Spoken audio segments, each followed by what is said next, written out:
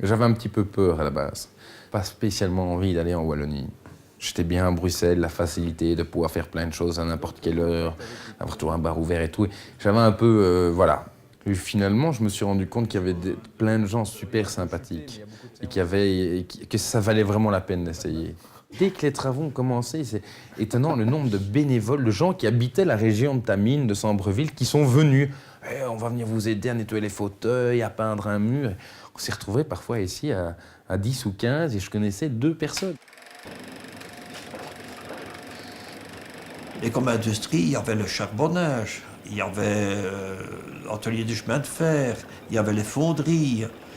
Il y avait énormément de population ouvrière ici à Tamine. Alors les écoles, bien sûr, qui étaient déjà à un niveau, disons, c'est pas des péjoratifs, mais enfin, plus bourgeois. Tamine était une ville ouvrière, il y avait énormément de charbonnage, il y avait énormément de cités et énormément d'enfants. Parfois, le cinéma tournait à remplir, même des fois des gens qui restaient debout parce qu'il n'y avait plus de place pour se mettre. Mais là, on ne verra plus jamais cette époque-là, c'est impossible. C'était une occasion pour les jeunes de se rencontrer. On ne pouvait pas aller voir les filles, on allait au cinéma, elles venaient.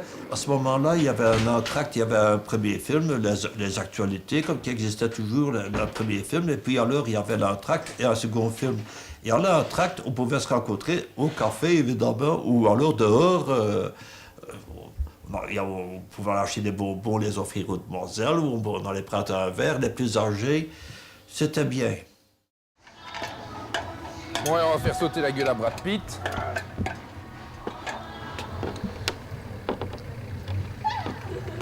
Bonjour. J'ouvrirai dès que j'ai fini de me battre avec les agrafes, ça va? Je dirais, oh, bon, on n'a pas les moyens de Kinépolis ici. Hein. J'ai pas les moyens d'avoir un beau panneau lumineux. Oui, en fait, je pourrais faire tout ça, mais j'aurais monté le prix des places, quoi. Et je trouve pas ça intéressant. Un beau gars argenté, lui. Parce que l'église fait comme bruit et que peu de personnes qui y vont, je me dis que je peux avoir une sono d'enfer ici pour attirer la clientèle. C'est vrai, hein? Pourquoi ils ont le droit de faire autant de bruit? Regarde, c'est rare, mais aujourd'hui, le curé va faire plus d'entrées que moi.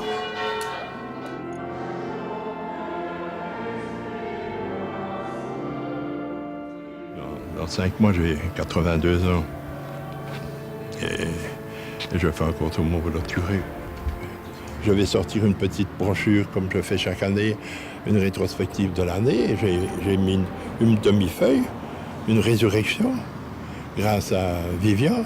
Merci, félicitations. Et Amutosando, je ne sais pas si vous comprenez encore ça, c'est du latin. Et puis qui dure longtemps, parce que c'est un gentil garçon, il a bien fait ça. Il faut être courageux pour le faire. Hein.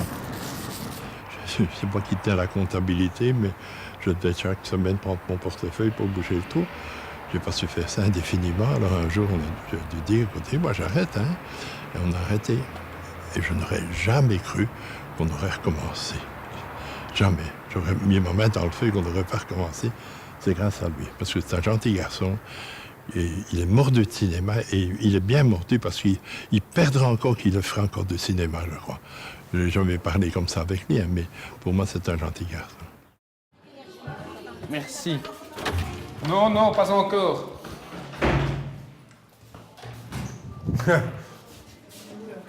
Là, c'est chez Alex, le café est juste à côté du Cinoche, qu'il a repris quelques mois après l'ouverture du cinéma. Donc c'est bien, ça nous permet de travailler ensemble, de redynamiser un peu la rue, le quartier. Et c'est vrai que c'est bien, les gens vont boire un café avant ou après. Le café du Cercle offre asile aux gosiers desséchés. Et mon Dieu, en pareille journée, un petit apéritif n'est pas chose déplacée.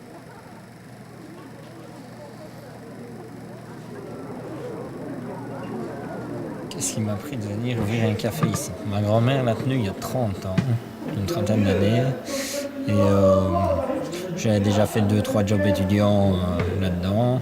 Et je me suis dit pourquoi pas, il y avait l'occasion de... Voilà. Quand on cohabite avec un café à côté, ça a du positif et du négatif.